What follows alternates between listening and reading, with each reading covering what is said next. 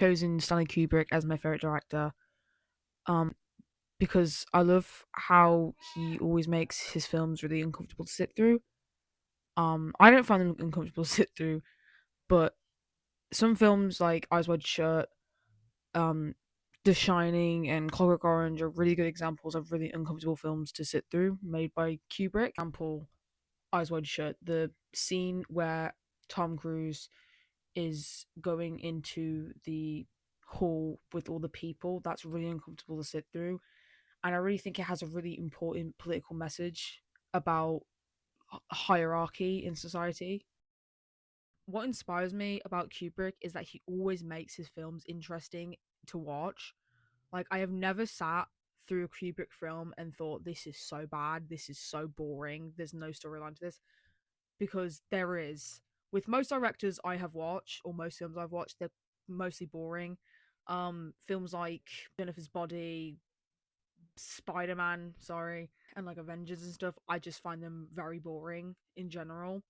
But Kubrick, he always makes them really, again, uncomfortable, intense, and interesting overall. So that's why I mostly like him as a director, and that's why he inspires me so much to become one. What excites me about Kubrick is that whenever I watch a film, I always know what actor is going to be in it.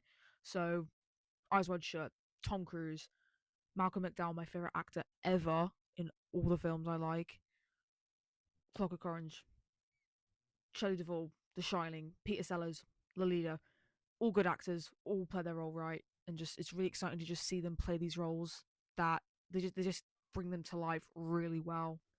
I think everyone and their mom knows what Kubrick stare is, but if you don't know what Kubrick stare is, it's when a character looks really intensely into a camera or a pan shoulder lens away from the camera and looks really intense. You know what's going to happen. So, for example, when I watched The Shining for the first time, Jack Nicholson's character just looking into the camera, well, past the camera, and you think, what is going to happen? Because I remember when I watched it for the first time on my 10 hour flight back to Canada to see my nan, I was like, what the hell is going to happen with this character?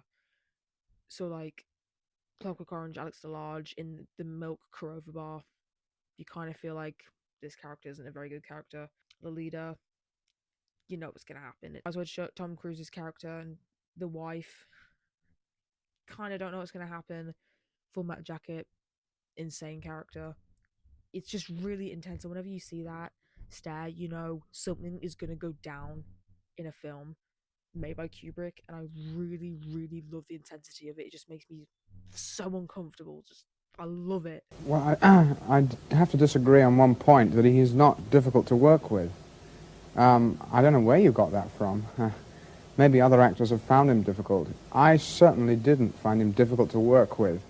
This was a monumental film. Perfectionist, as almost everyone we've discussed would fall into that personality characteristic. They're a perfectionist. But I mean, on a more provable level. I mean, you know, it's different in a movie situation if you say, how was it to the operator? Stanley has the teleprompter now.